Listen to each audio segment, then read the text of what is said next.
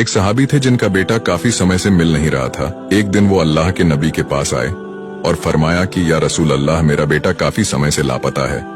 तो वहाँ एक और सहाबी बैठे हुए थे।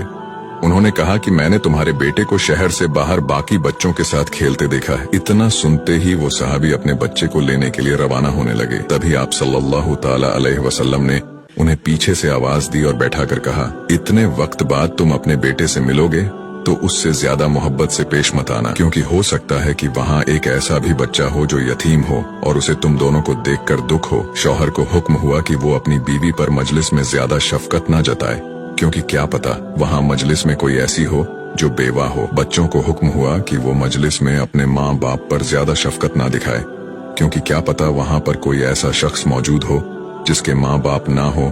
सुभान अल्लाह, ये है मेरे नबी की सीख और ये है मेरे इस्लाम की खूबसूरती, जो हर छोटी सी चीज पर ध्यान देता है।